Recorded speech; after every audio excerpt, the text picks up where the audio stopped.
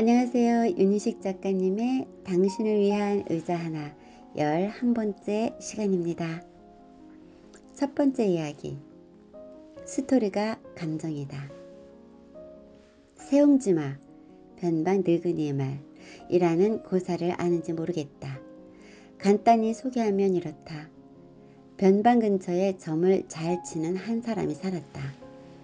어느 날 그의 말이 까닭도 없이 오랑캐 땅으로 도망쳐 버렸다.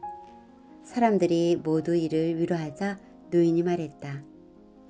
이것이 무슨 복이 될는지 어찌 알겠소? 몇 달이 지난 후 말이 오랑캐 준말을 같이 데리고 돌아왔다. 사람들이 모두 이를 축하하였다. 그러자 노인이 말했다. 그것이 무슨 화가 될는지 어찌 알겠소? 집에 좋은 말이 생기자 말 타기를 좋아하던 노인의 아들이 그 말을 타고 달리다가 말에서 떨어져 다리가 부러졌다. 사람들이 모두 이를 위로했다. 노인이 말했다. 이것이 혹시 복이 될는지 어찌 알겠소? 1년이 지난 후 오랑캐들이 대거 요새에 쳐들어오자 장정들은 활을 들고 싸움터에 나갔다. 변방 근처의 사람들은 19이 죽었는데 부러진 다리 덕분에 부자가 모두 무사할 수 있었다. 마을 사람들은 변방 노인에게 생긴 일에 대해 위로하거나 축하를 하건만 정작 당사자인 노인은 초연하다.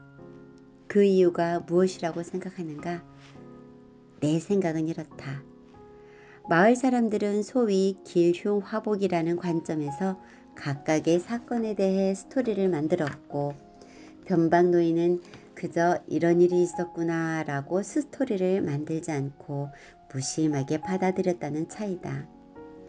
스토리를 만든 마을 사람들에게는 감정이 생겨난 반면 스토리 없이 사건을 받아들인 노인에게는 기쁘다, 슬프다, 좋다, 나쁘다는 감정이 생기지 않는 것이다.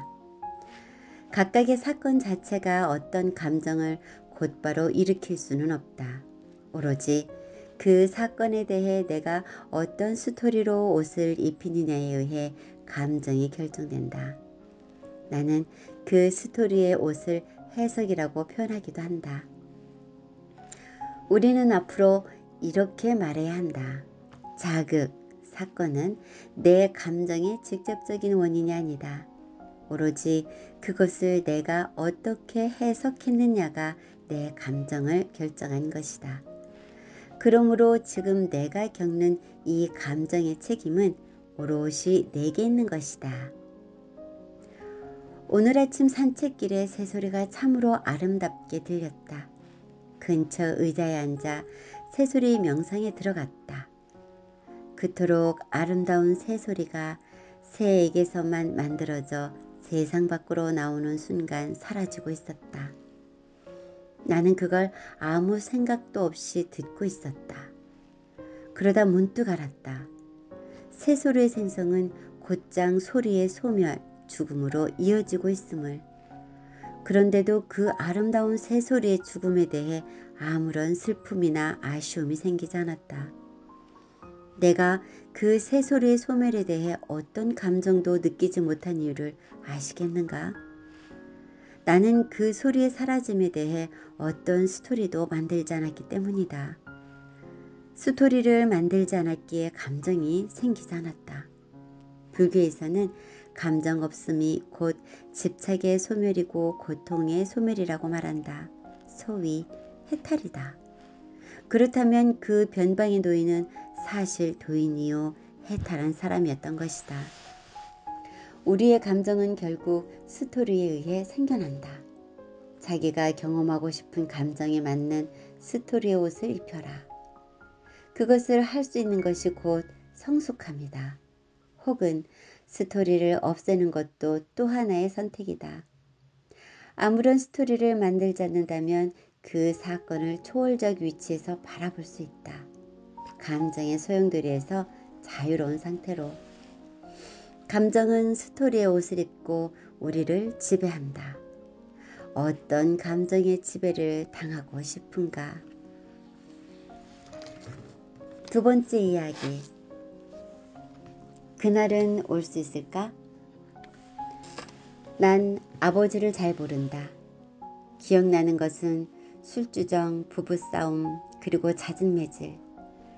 아버지는 거의 매일 술을 마셨다. 그리고 거의 매일 싸웠다. 마을 정자에서 큰 소리가 났다 하면 영락없이 그 큰 소리의 주인공 중에 한 명은 우리 아버지였다.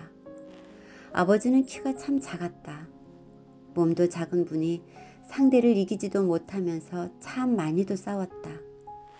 작아도 절대 지기는 싫었나 보다. 무엇이 그분을 끝없이 싸우게 만들었는지 그 시절에는 몰랐다. 일본 식민 지배와 6.25를 겪으면서 고스란히 겪어야 했던 아픔과 사무친 한, 그리고 시대의 울분이 그 원인이었음을 한참이 지나서야 알았다. 그래서 나 또한 누구에게도 질 수 없었다. 나도 키가 작았지만 1살 더 나이 많은 동창들과 싸워도 기필코 이겼다. 절대 질 수가 없었다. 매일 지기만 하는 아버지가 불쌍해서라도 나는 이겨야 했다. 그래서 공부도 기를 쓰고 열심히 했다. 그렇게라도 아버지의 자존심을 세워주고 싶었다. 항상 당하기만 하시던 아버지는 어머니라도 이기고 싶었나 보다. 아마 의처증도 있었으리라 생각된다. 거의 매일을 어머니와 시비가 붙어 싸웠다. 나중에는 악에 바친 어머니도 함께 때리며 싸우기 시작했다. 어느 날 두 분의 싸움을 말리던 내 이마에 강한 통증이 느껴졌다. 어머니가 아버지를 향해 던진 호롱불이 내 이마를 강타한 것이다. 이마에 피가 흥건히 흐르기 시작했다. 그 덕에 그날은 싸움이 멎었다. 아직도 내 이마에는 그때의 기록이 고스란히 남아있다. 나는 그렇게 자랐다. 아버지의 사무친 한과 끝없는 부부싸움, 그리고 폭력과 욕설로 이루어지는 가정교육. 그것들을 통해 내가 배운 게 무엇이었겠는가. 그래서 나는 남을 배려하고 져주는 법을 몰랐다. 그러니 나의 결혼 생활이 어떠했을지 짐작이 가리라 생각한다. 나도 아내와 잘 살고 싶었다. 그러나 방법을 몰랐다. 보고 자란 것이 싸워 이겨야 한다는 것뿐이었으니까. 아내는 내게 있어 보살핌과 사랑의 대상이 아니라 무조건 내 뜻대로 따라 주어야 하는 피복종의 대상이었을 뿐이었다. 그러니 그분이 얼마나 힘들고 외롭고 괴로웠겠는가. 우리는 외식이나 외출을 다툼 없이 마무리한 적이 없었다. 심지어 큰 딸의 결혼식 날에도 서로 감정이 좋지 않았으니까. 나는 아내만 보면 긴장하곤 했다. 아내의 사소한 말이나 표정에도 감정이 올라왔다. 함께하는 모든 것이 긴장 속에 불안하고 어색했다. 나도 아내와 오순도순 얘기도 하고 손잡고 산책도 하고 싶었다. 남들처럼 화목한 가정을 이루고 싶었다. 내게도 그런 꿈 같은 날이 왔으면 하는 소망이 간절했다. 그러나 내게는 그런 날들이 허락되지 않았다. 만나기만 하면 서로 긴장 속에 불편함이 교차되었다. 서로의 단점만 부각시키며 다툼으로 이어지곤 했다. 아이들 보기에 얼마나 민망하고 미안했던지. 그렇게 고통의 시간을 보내면서 2번의 이혼 수속을 거쳤다. 아마 3개월 주어지는 이혼 숙려 기간이라는 것이 없었더라면 우리는 이혼에 성공했을지도 모른다. 그러다 코칭을 만났다. 한순간에 직감했다. 코칭 속에 답이 있을 거라는 것을. 내 인생의 전환점을 가져다 줄 수도 있을 것 같은 예감이 들었다. 누구에게나 운명의 순간이 있나 보다. 내게는 코칭과의 만남이 그렇다.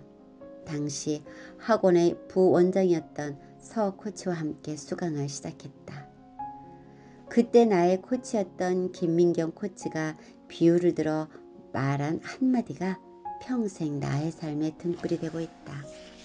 아담, 그 당시 내 영어 이름. 밖에 비가 와. 이 비를 그치게 할 수 있겠어? 아니요. 그럼 우산을 쓰고 밖에 나갈 것인지 우비를 입고 나갈 것인지 그것도 아니면 그냥 비를 맞고 나갈 것인지는 스스로 선택할 수 있겠지? 네. 바로 그거야. 내가 할 수 없는 것은 내버려 두고 내가 할 수 있는 것에 집중하는 것이 현명한 삶의 자세야. 평범한 대화일는지 모를 일이지만 내게 있어 그 말은 완벽하고 정확한 깨달음이었다. 아내는 비다. 아내는 바꿀 수 없다. 내가 바꿀 수 있는 것은 나 자신뿐이다.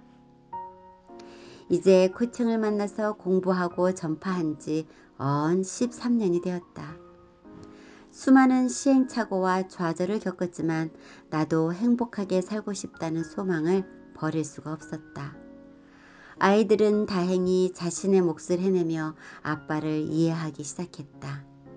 그러나 아내와의 관계는 여전히 한냉전선과 전쟁터를 오가곤 했다. 그렇게 요원하기만 했던 부부관계에 한순간 온기가 흐르기 시작했다. 큰딸이 대학원을 마치고 보람있는 직업을 택한 후 결혼하여 원만하게 살아가고 둘째가 대기업에 직장을 구하고 아들이 대학생인데도 경제적 자립을 하며 주체적으로 살기 시작하는 모습을 보며 마음의 여유가 생긴 듯하다. 올봄부터 이어진 외출로부터 어제의 대공원 나들이까지 연속 5번을 우리 둘이서 싸움이나 감정 교란 없이 함께 무난한 시간을 보냈다. 아내에게 전동 자전거 타는 법을 가르쳐주며 종종 웃음꽃도 피워보았다. 어젯밤에는 손목이 아프다며 주물러달라고 내 침대에 올라왔다. 내가 좀 더 일찍 보살펴주고 인정해주고 사랑해 주었더라면 이 사람의 자존감과 행복감이 좀 더 높아졌을 것을. 눈물이 흘러내린다. 이런 것이 참 행복 같다는 생각이 든다. 그날이 온 것인가?